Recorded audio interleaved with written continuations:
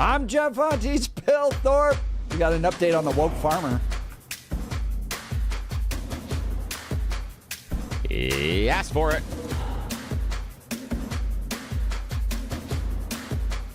Oh, good old William Kelly. This is the dude I spent some time over the weekend following this guy's social media around. He's a professional agitator. Yeah. Bit of a prophet in the wilderness look about him. Long beard, shaggy, unshaven, hair all disheveled. You can almost kind of smell him through the videos type of dude. And he travels around the country harassing anyone associated with ICE or National Guard. There's videos all over D.C. of him doing this. And so as a National Guardsman is walking to lunch, for instance, this guy harasses him. You're part of the Gestapo!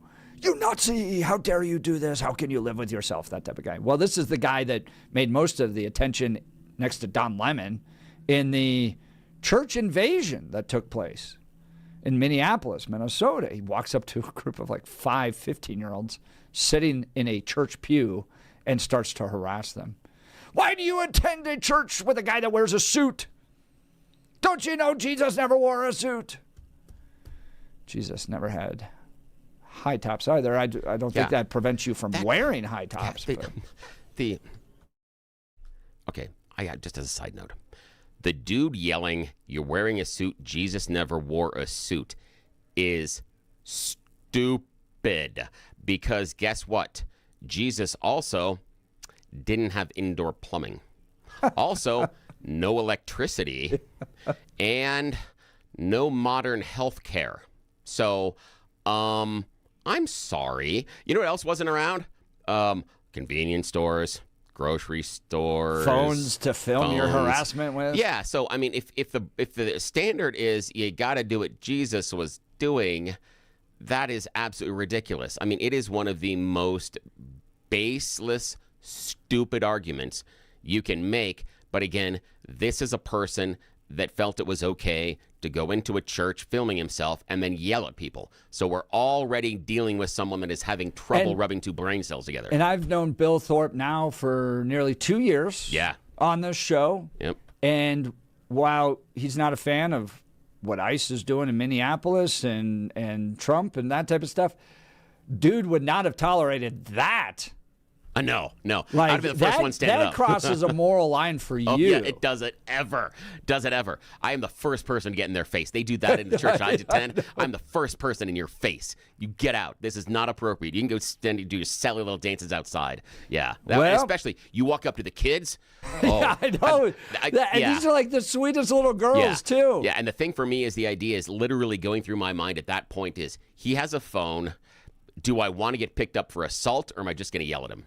That literally the first thing in my mind, you walk over and start yelling at those girls, is I have to consider, is this worth it to get charged for assault, or am I just going to have to yell at you? And I'd probably go with yell, but whoa, I'd want to hit you.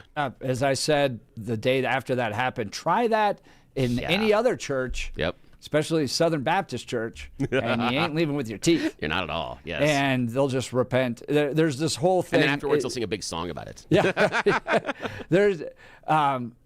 So I studied philosophy at a Christian college, and so it's all moral, ethical discussions all the time, right? And I had a professor, this was a great guy who ended up marrying my wife and I, but he asked the question, you think these like 18, 19-year-old kids that are Christians, right, sitting in a philosophy class. Is it okay to lie? And they go, well, no. No, it's against the Ten Commandments to bear false witness. Okay, so let's say you're hiding Jews in your basement. Knock on your door. SS there. Are you hiding Jews in your basement? What do you do? And ultimately, I just came to the conclusion that I'll act and then repent later. Yeah. And that is what would have happened if some dude was shouting down my kids in a pew. Yeah. I would have gone, yep, turn the other cheek. Absolutely a moral teaching. That's not happening here. Yeah. You're going to lose your teeth, and I'm gonna then have to turn his and cheek. then God and I are going to have a conversation later. So Yeah. it's kind of like, are you hiding Jews in your basement? No, of course not. Yeah, and remember, Go check another house, And I'm and also then gonna Laura say and I that- will talk about lying later. and if you think that it is of the moral code to never, ever, ever tell a lie, don't become a parent. Just warning you, don't become a parent. Just sometimes it's necessary. So Pam Bondi arresting William Kelly and 2 others that were terrorizing those young folks, even little kids in that church pew in Minneapolis. We'll get into this. Is it right that the federal government's stepping in and prosecuting people that invaded that church, or were they the real Christians trying to wake people up, flipping tables? That's what Jesus did. We'll get into this hour. Plus, J.D. Vance in Minneapolis. How did he do? We'll give you all the latest. Now it's time for the news. Blake Olson. Blake Olson, news and comment.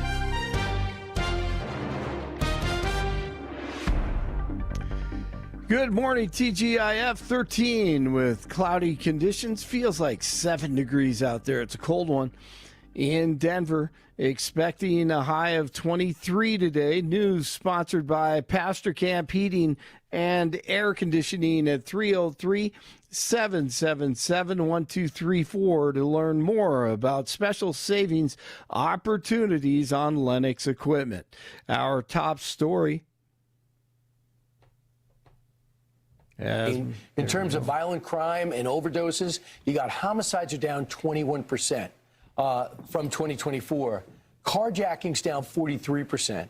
And overdoses from 2024 down 20%. I mean, these numbers are indisputable, and it's happening in the places where it's worse, and that is major cities. Yeah, the Fox News Channel, as I'm trying to pause it here. Okay, Fox News Channel talking about this morning, we've been talking about the DJT administration is making a huge impact on crime, shutting down the southern border, and it affects everything. Governor Polis's office sent out a new report released by the Colorado Division of Criminal Justice that shows a substantial decrease in crime across multiple counties here in Colorado and actually across the country, which is a good news. The murder rate has dropped. Happened in 2025. We had a new administration come in office. They really cracked down on crime. Let's give you some examples. In Baltimore, they had the highest homicide numbers before COVID. And they had a decrease of 60% last year in 2025. That is a record low for Baltimore. Salt Lake City, Chattanooga, and El Paso, all with populations under 1 million, each saw their homicide rates, murder rates, cut roughly in half between 2019 and 2025. That is incredible. Baltimore, 60%. This is unprecedented. Republicans moving forward on hosting a 2024 presidential-style convention ahead of the 26 midterms. 47 set to campaign like it's 2024. DJT has returned to the U.S. after his trip to the WEF in Davos.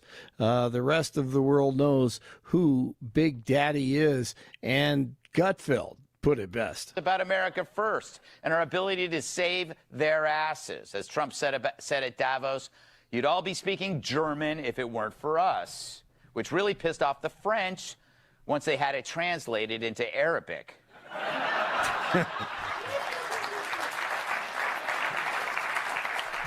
But this is why, perhaps, that Europe often badmouths us. Nothing bothers the Euro elite like the fact that they owe us. That stupid conference exists to make powerful people in parkas feel superior to the country that makes them look small.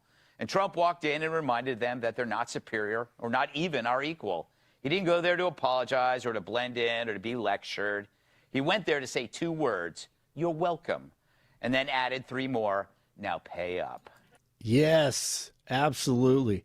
Thousands of anti-abortion protesters descending on the nation's capital today for the annual March for Life rally. VPJD will attend the rally and deliver remarks to the crowd on the National Mall.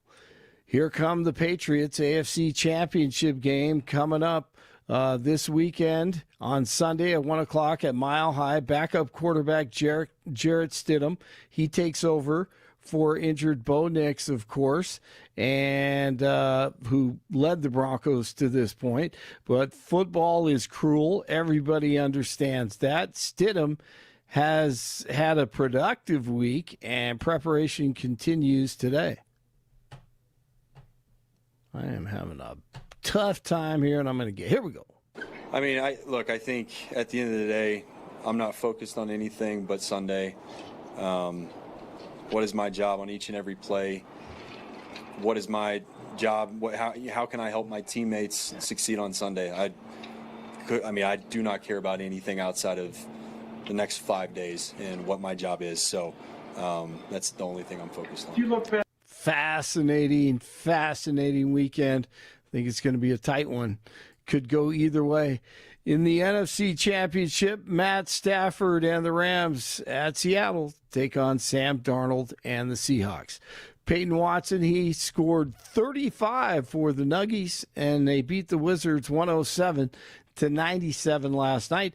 NHL this evening, downtown, the Avalanche play host to the Philadelphia Flyers.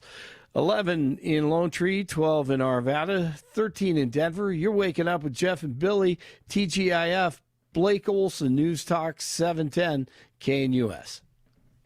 Weather pattern changes are coming to Denver in the Front Range as Arctic air is going to leak out of Canada, and a little bit of moisture coming in from the west will collide with that cold air, bringing us finally a little winter weather. It'll be cooler today. Partly cloudy. Denver will see mid to upper 30s. Quite cold tonight. Lows low teens to near 10 or so. And Friday will be a cold day. Temperatures will be steady in the teens and 20s with light snow developing. Light snow Friday night, single digits to 0. Areas of light snow Saturday, highs low teens. Flurries Saturday night and Sunday, and bitter cold. Meteorologist Don Day in the 710 KNUS Weather Center.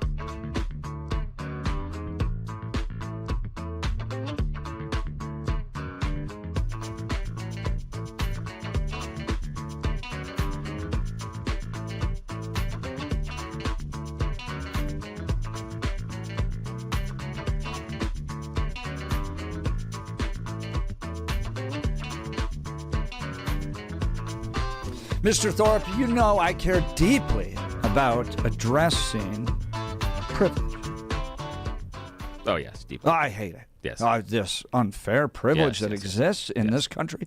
You know, there's people that just based upon their skin color are not prosecuted, or their sexual orientation don't face prosecution. And right now, I think it's imperative that the Jeff and Bill show stand against this injustice that somehow Don Lemon is not being prosecuted. You want to talk about privilege? You want to talk about, let's talk about the black gay privilege that allows you to escape prosecution. This is unfair and unjust in this country. 3 arrested in St. Paul church protest, according to the Washington Post, as judge rejects charges against Don Lemon. Well, he was there. He was just as disruptive. But somehow he's going to escape this. Here's the Post. A judge in Minnesota rejected federal prosecutors' attempt to criminally charge journalist Don Lemon in relation to his presence this week during a protest at a St. Paul church. An extraordinary rebuke, the Post writes, of the Justice Department has drawn criticism for its forceful response to demonstrators against immigration enforcement efforts. The magistrate judge's decision was described Thursday by two people familiar with the matter who spoke on the condition of anonymity to discuss court proceedings that have not been made public. Their accounts emerged the same day department officials announced the arrests of prominent civil rights lawyer and two others in connection with the church demonstration. You'd think they'd know better if you're a lawyer. But you can't do this. The protest at City's Church in St. Paul, which interrupted services Sunday, has become a flashpoint in the debate over the Trump administration's illegal immigration crackdown in Minnesota, and drawn broad condemnation from right-wing influencers who have demanded prosecution for all those involved. Bill, the Post put you in with the right-wingers. That's funny. Not that unusual, because I get lumped in with all sorts of groups all the time. And how many times have we had people call up in here and tell me that I'm part of this group or part of that group or part of this group? This has got to be the dumbest. This is kind of silly. Dumbest Post article. I mean, yeah. So, hold on. I want to be crystal clear here, Washington Post.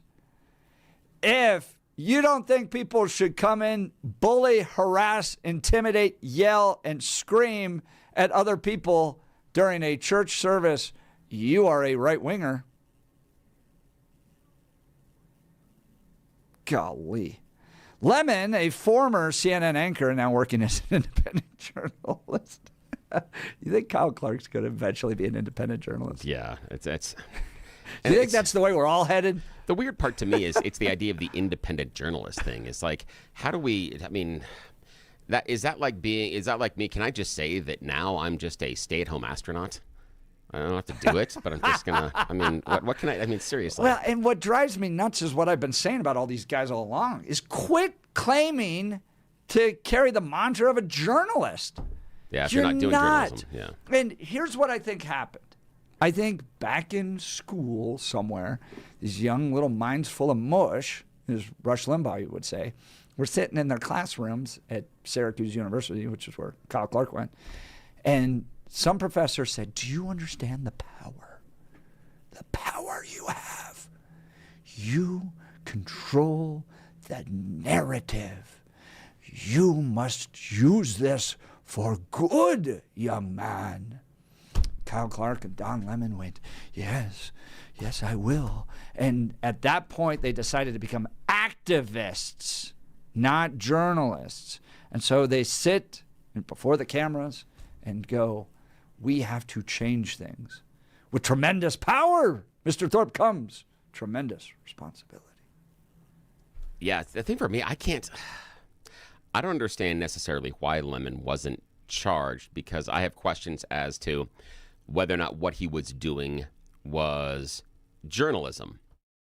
And what I mean by that is the interview that he conducts with the pastor doesn't, to me, seem as journalistic as it does more adversarial and more as an activist. Yeah. And that's the part that I get. I haven't seen everything that he has posted, but what I'm looking at is, okay, in situations like this that are full of emotion and tension and even possible violence, I go back to my journalistic training looking at what was guided during conflict. And that means, how are you a journalist in a war zone? How do you possibly show yourself to be an impartial observer, even if you are or have sympathies with one side? And I didn't see Lemon doing that. I didn't see him approaching the event from an independent third-party angle, which is what is absolutely needed at that time. He can be there beforehand and say, this is what they're doing, and they're doing this, etc., and they're going to go in here and do this. But then he goes in and describes. But he seemed to be there, in many ways, the language that I've heard of the clip so far, as a partial participant. Now, I'm not going to... That's the thing, is just how he was talking about it, how he was speaking about it, what he was doing. he seemed more to be an advocate in how he was presenting it. So I can't figure out why he wasn't charged. However, this also, and I'm not sure I should say this out loud, but this does ask the question that maybe in the future, that if you're involved in a protest for whatever reason, that maybe you just claim that you're an independent journalist. And what I'll say is, maybe the argument for the idea of January 6th and the pardons wasn't that Donald Trump is pardoning his supporters that went there. They were all just independent journalists. They were just there to observe what was going on and to record the proceedings. And things happened. I mean, again, that would be the issue, is if we can participate, and I do say participate from Lemon from what I've seen, if we can participate that way and then still put on the jacket of journalism, hell, just do it all the time then, because the word means nothing. Interesting. Julie in Denver saying, interesting fact about Don Lemon and this magistrate. The wife of the said magistrate works for Attorney General Ellison of Minnesota. Ellison came out earlier in the day saying that there were no criminal charges. Fascinating. Cressmore saying, I am also a stay-at-home astronaut. I did, however, go to a dispensary yesterday. No, that also just means that you are a home chemist. And yeah, I'm just saying. Seriously, though, Don Lemon, Cressmore writes, might have committed a crime, but it wasn't at the level that demanded the attention of the DOJ. I think that's in part, Cressmore. I mean, that it's a fair argument, but I think it's in part due to the fact that you have a state that's just unwilling to prosecute and all this stuff. And that is driving. I mean, that's the argument coming from the Trump administration. It's the reason we have to have such a strong force in ICE is because of your sanctuary policies that are essentially forcing our hand here. Somebody, Jacqueline, writing, they just don't want Don Lemon in the general population of the jail. That's kind of funny. And I won't say anything more about that. Four Corners Steve, Bill, stay-at-home astronaut. Yes. A virtual stay-at-home astronaut. I want that. I want a business card that says that. The Washington Post continues. Lemon interviewed folks when he went into that church, upset congregants during a 7-hour live stream on his YouTube channel. 7 hours? 7 hours, Bill. No wonder you didn't watch the whole thing. That's ridiculous. When I go to protest, so a few things when I go to protest. One, I don't tell people I don't tell people I'm a journalist. Yeah. In fact, I have one of those vests after being assaulted from the kind anti-ICE people that says media on it, right? Because I don't think it's right to claim to be a journalist. Because when you claim to be a journalist, there comes a set of ethics and a balanced reporting where I go down and poke fun at the libs. And so they don't have to talk to me. I don't make up stuff. But I tell people I'm from the media, which, I don't know. If you want to complain that those are too overlapping, I guess you can. But in my mind, being a journalist comes with a certain set of ethics that require you to report a story fairly. It is exceedingly rare, the Washington Post writes, for a court to refuse to sign off on a misdemeanor complaint sought by prosecutors. It's a misdemeanor, suggesting the judge did not believe there was probable cause to support a case against Lemon. Well, then let the prosecution this is kind of crazy. Yeah. The fact that you don't think that there's probable cause to support a case against Lemon? I mean, are you claiming that he wasn't there? Well, it might not be that it's not that he was there. It would be the idea that do you have the probable cause that he was there to disrupt the service as the other characters were, especially the person that was involved in the planning. Yeah, but that seems tough. something that you should be able to work out in court, though. The magistrate's reported actions confirm the nature of Don's First Amendment protected work this weekend in Minnesota as a reporter, writes his attorney Abe Lowell. Yeah, in a statement. My thing is, I believe you have to prove you have the grounds to charge rather than testing those charges in court. That you need to make sure to the court you can prove that you have these charges and these charges are logical and good, and that's why you have grand juries, etc. And then move forward. with charging. I would hate to think that we would just go around charging people with things we may or may not be able to prove in court, and we don't know, but we don't know if it even falls under this law, but we'll find out once the courts are there. That I'm not as comfortable with that. I want that check on the front end. Among those charges is Nikema Levy Armstrong, a civil rights attorney and former head of the Minneapolis branch of the NAACP. Chantel Louisa Allen, a member of St. Paul's School Board, and William Kelly, the woke farmer, protester who has dared authorities to try to arrest him in a video he posted on TikTok after he was identified online as one of the demonstrators present that day. Mr. Thorpe, from your personal experience, when you dare law enforcement to do something, yeah, how do they typically respond? Normally laugh at me and say, "Go away, you idiot." But again, there are a lot of people that just look at me and laugh and say, "Go away, you idiot." So it's somewhat of a universal. So I can't say that's just because I'm suggesting it to the police. It's normally a usual response that I get from most of the people in public. I've watched enough body cam footage that when you say, "Arrest me, I dare you, tase me," they comply. Yeah, sometimes they do. They tend to comply. Yeah. All right, so let's talk Colorado Christian University. Faith, family, freedom. These values define the American tradition and are increasingly under attack. The Centennial Institute at Colorado Christian University is dedicated to remaining a committed voice for Christian conservative principles. Through their public events, publications, and student initiatives, they are committed to delivering world-class programming that empowers citizens of all ages to stand boldly for conservative values and engage with the pressing issues of the day with grace and truth. The need to promote principled conservatism and train the next generation of conservative leaders to speak with moral clarity and conviction is more urgent than ever. Join the Centennial Institute at Colorado Christian University in their work to recommit the culture to faith, family, freedom, and future. Learn more at centennial.ccu.edu. That's centennial.ccu.edu. What do you think of the prosecution of the folks that went into the church in St. Paul, Minnesota? A righteous effort by the Trump administration to reset order to people that are just bullying, intimidating, and harassing churchgoers? Or is this a terrible injustice? These are the real true Christians trying to bring awareness to the Gestapo going through the streets of Minneapolis, and they're just flipping over tables. Jesus would have been with those people. What do you think? Give us a call, 303-696-1971. Text us on the Dan Capitalist Law text line at 720-819-5115. We'll continue. You're listening to The Jeff and Bill Show. This is Denver's Talk Leader, News Talk 710, KNUS.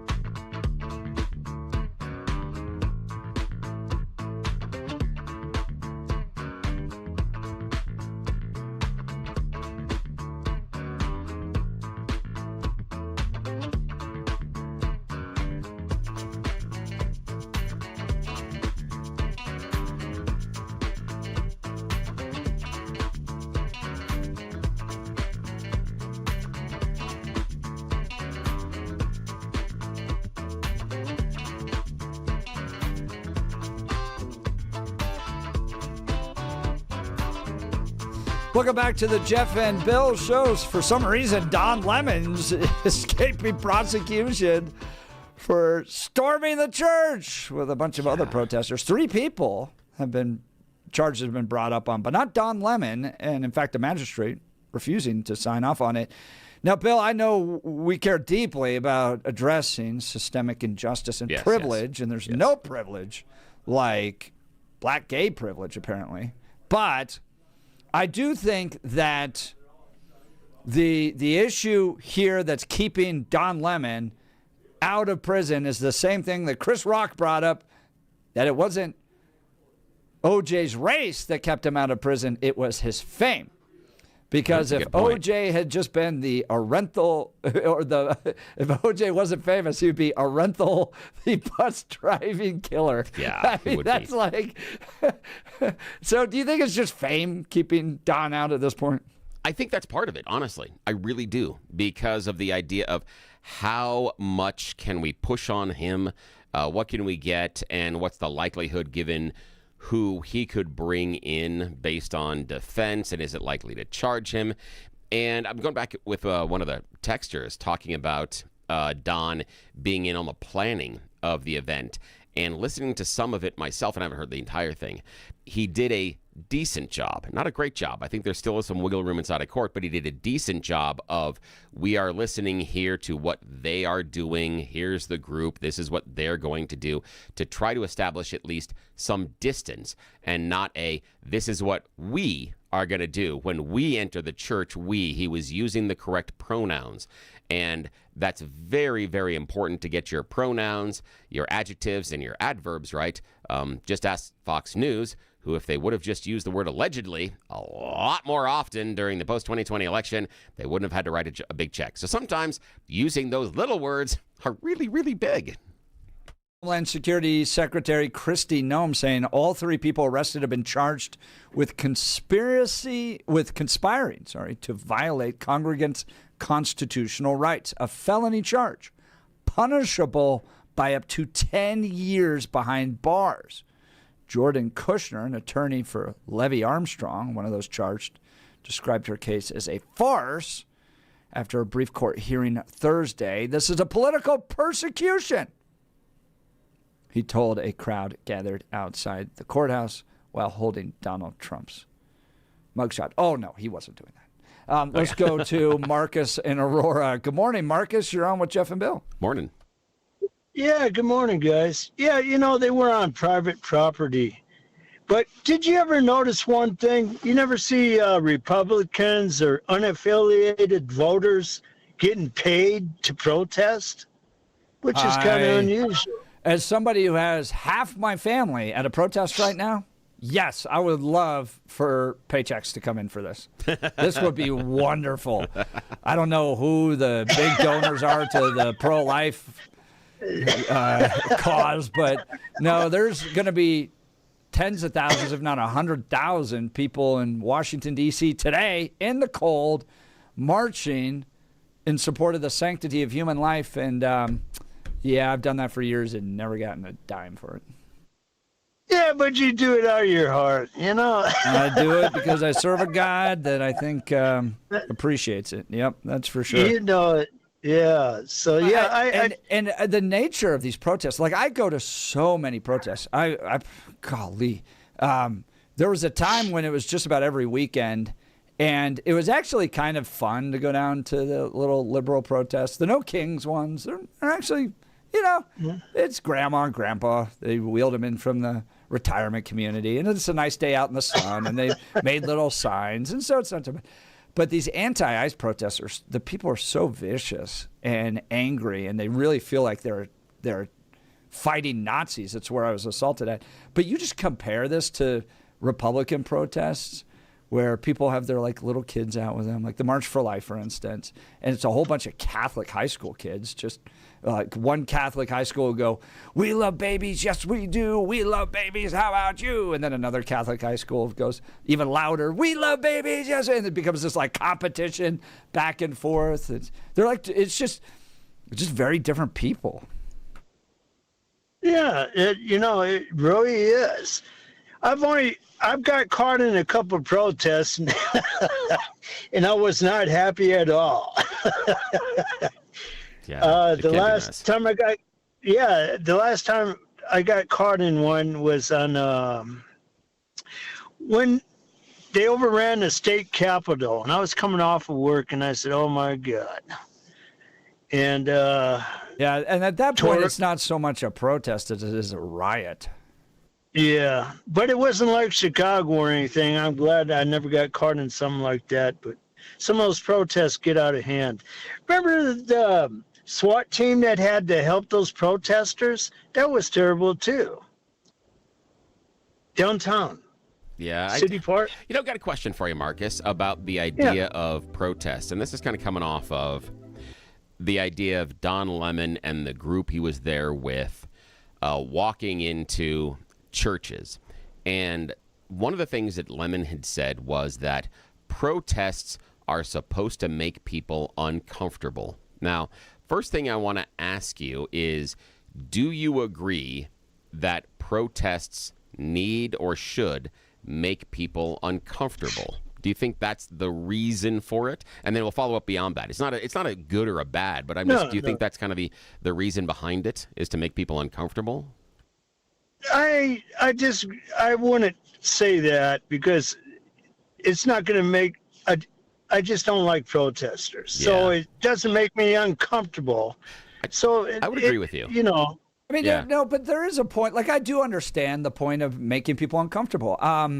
I follow a number of people that protest outside abortion clinics. Yeah. And they are doing their last-ditch effort to go, you are murdering your child, or you are murdering your grandchild if parents are going in. Like, it's a last-ditch effort to go, please recognize what you're about to do. And that is an effort to make people uncomfortable. So I'm not against that. But there is a level where it then crosses a line. We can explore where that line is, where it becomes bullying and harassment. Yeah, because that's where I'm going with it exactly, Jeff, is the idea of, if we're doing protests to make people uncomfortable, and I somewhat disagree with the idea that protests are there just to make people uncomfortable, because then I think there are certain protests that, like, okay, we can use the March for Life, or pick any one of the really strange marches that happened after Trump's first victory, where everybody knitted pink hats and did all that stuff. None of those things, with all those people marching, made anybody uncomfortable about it. And so I'm not certain at times. Sometimes it's also, I think, to show support for the other side, to show an alternative, to give voice to an alternative. I think that's part of what's rolled in there. But I think what Jeff just hit on, I want to talk to you about it too, Marcus, on the idea that it's supposed to make people uncomfortable, but where and how do we cross that line? And what I'm worried about is, if we decide that protests are supposed to make people uncomfortable, then by golly, we got to say that it's okay for a protest to walk into a private business. Because what is more uncomfortable than people yelling, screaming, or doing any sort of a protest on private property where they're not supposed to be in the first place? I mean, that's why I'm worried. And what I'm worried about is that Don Lemon, his entire justification of the protest wasn't about free speech or right to assemble. It was, these things are supposed to make you uncomfortable. That's why we came into the church, to make you uncomfortable. And what I'm worried about is him using that as a justification, then I think gives society permission to have more things like this, which is not the reason or how you have a protest. Yeah, you can protest your opinion and what you believe and everything. But when you start getting violent, you're going to pretty soon clash with people that don't want it. Yeah. And I don't care, you protest what you believe in, but don't hurt the people around you. And when that gets to that point, then we got war. Yeah, screaming and yelling at the people around you. Jeff brought up, when we were talking about this earlier, and this is earlier in the week, talking about the lunch counter protest during the civil rights movement. They didn't walk in there and scream and yell and get confrontational. They sat down at seats in which they were technically not allowed to sit in. They disrupted things. Did they make things uncomfortable? Yes. but it also didn't cross over that line that Jeff and you, Marcus, were just referring to about it being so confrontational and disrupting the actual flow of business. And so there's that line that, Marcus, you were just talking about, and I think Jeff is talking about as well. And that, I think, is the danger, because what I saw from Don Lemon is not someone that would support the lunch counter protests. I feel he was someone that would have supported those people walking into the segregated businesses and creating much more of a scene and problem and possibly getting violent, because I saw screaming and yelling out of the people that he was with. That was shocking behavior inside of that church. 9722 texting in that, a lot of those pro-lifers that were charged under the FACE Act, which is what these folks are getting charged under in the church.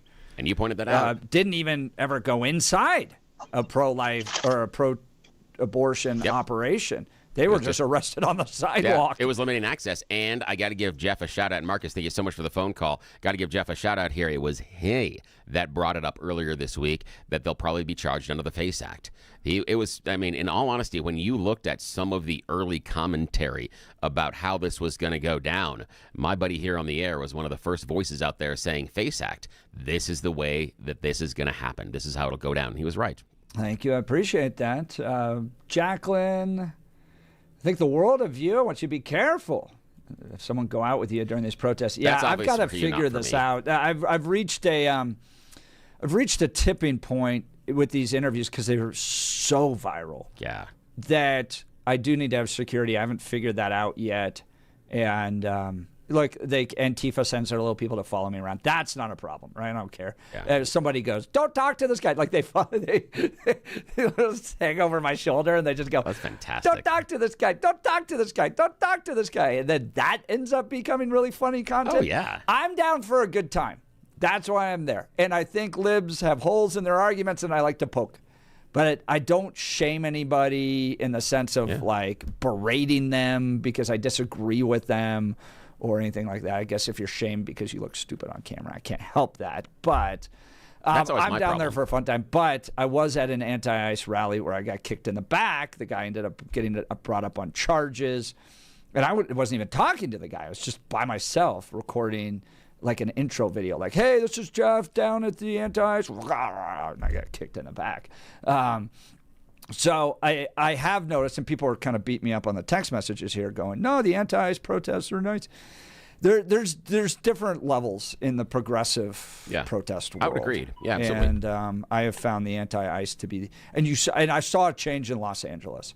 That anti-ICE protest in Los Angeles brought out a lot of violence, and it was like a turning point in kind of giving libs the permission to go out there and break things and throw rocks at cop cars and stuff like that. I will tell you, the funniest protest I ever attended was the Day Without an Immigrant, which if you're an immigrant in America, you're not taking a day off to go protest. They have families, they're working, that type of thing. They're not doing a Day Without an Immigrant. So the entire protest was white, suburban, Highlands Ranch women and a mariachi band. I found that to just be hilarious. So I love the mariachi band thrown in there as a protest. It's fantastic. A whole lot of white. I love There's that. like this white cathartic Day Without an Immigrant because who was going to clean our houses? Meanwhile, they're all cleaning houses. The white women are down there with their mariachi band. All right, let's talk Mountain High Appliance. Discover incredible savings at Mountain High Appliance Clearance Center in Denver.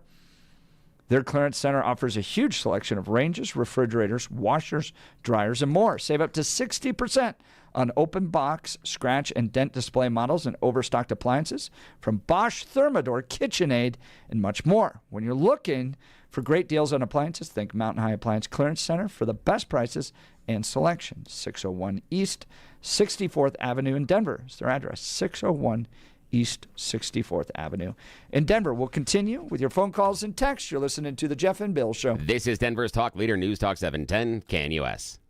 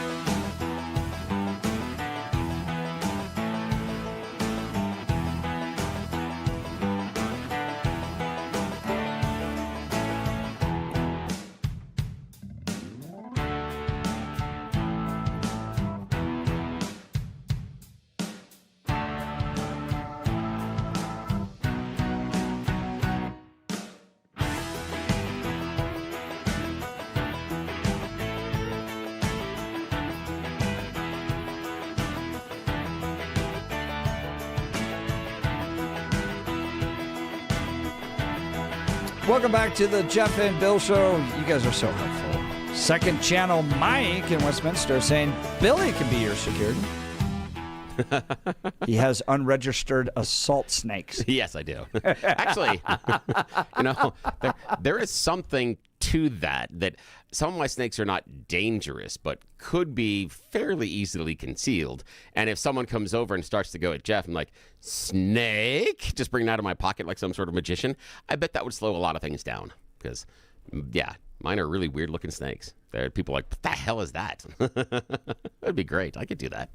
Let's see. Other people having recommendations here on the security aspect. Oh, I lost them. They all went somewhere else. Well, somebody was saying, oh, there's Jay. Jay from Louisville saying that it doesn't help that I'm hateful. I don't think I'm hateful at all. I'm like super nice during these. I just ask questions. What I've learned with progressives, and I do think that this comes with being a progressive, is that they tend to be single-level thinkers. So they'll go, for instance, like, Donald Trump is a king. We don't elect kings. And I'll be like, wow, you really invested some time in that sign you made. It is nice. And actually, the nicer the sign, the more likely I am to talk to you. And I'll go, what has Trump done that makes him a king? And they look at me and go, you are so hateful. I'm not talking to you. And I'm like, oh, come on. I asked one level below. I didn't challenge any of the things. I just asked you for an example. Clearly, in your mind, or I got this answer when I interviewed somebody in Durango. Everything Trump's done? Okay. Yeah, the everything, and you're like, apparently everything? When I ask those questions, I'm just hateful. All right, let's go to Frank in Evergreen. Good morning, Frank. You're on with Jeff and Bill. Yeah, morning. Hey, good morning, guys. This whole thing with Jack Smith and everything, it's just the kettle calling the pot black, and they both do it. They're both completely guilty of this stuff. They're politicians by definition. This is what they do. And it reminds me of I don't know if you remember the movie McClintock. It's a pretty old Western with John Wayne. No, I don't. Yeah, well, anyway, I won't bother quoting it then if you don't remember it. But Billy, we've been talking a long time, and I greatly respect you, your ability to, talk without being hateful, so to speak, even though notwithstanding you hang up on me periodically. But right back at you, my friend. I appreciate you too. Yeah. So, but anyway, I have friends who literally this TDS has just taken over their life. I mean, they cannot have a conversation without hate. I mean, the hate they have for Trump is I don't comprehend it. And do you guys know what the I mean, I didn't agree with anything Obama did or Clinton. And do you guys know what a yellow dog Democrat is? Do you guys know Democrat around, really? Oh, you're kidding me? Some of my best friends are yellow dog Democrats. They're here, man. And they explain what a yellow dog Democrat is, because they used to be kind of moderate Democrats in the South. Oh, no, yellow dogs. Google it. It's yellow dogs vote for a yellow dog over a Republican. That was the. Yeah, I think Jeff's thinking of blue dogs. Blue dogs. Yeah, that's right. No, blue dogs. No, blue dogs are different. Yeah, blue blue dogs. You're right. Yeah, you're right. He was thinking of the blue dogs. Yeah, the yellow dogs. No, blue dogs are conservative. And I blue think dogs they would vote with Republicans. I do think though that there are a lot of people out there that will vote party over anything else. I mean, a friend of myself and Jeff, Mike Rosen, that was his idea, that party trumps person all the time. And that's kind of the idea behind the yellow dogs. And I think you're right that there is a lot of anger and emotion that is tied up into Donald Trump that in some ways becomes irrational. And I didn't see it quite at the levels under Obama and Clinton and Biden, but I did see a lot of similarities that I remember a time, and I appreciate the phone call, Frank, where there was a military exercise in Texas, and the GOP was convinced that Barack Obama was about to declare martial law and cancel an election. So there was a lot of other things being read into it because he was a secret Muslim that was here to bring in Sharia law, and you can complete the sentences if you're around during that time. You know how it was. Iggy texting in, Bill, keep your snake in the pants. Jacqueline. Jacqueline said, little old ladies will provide you protection. Don't rule us out. Thank you, Jacqueline. We appreciate it. We'll continue. Christy Burnt Brown's up next. Are you going to have to change your tax status? We'll get to it. You're listening to The Jeff and Bill Show. This is Denver's Talk Leader. It's Friday. You made it to the weekend. We're going to help you get there. We'll be right back. This is KNUS.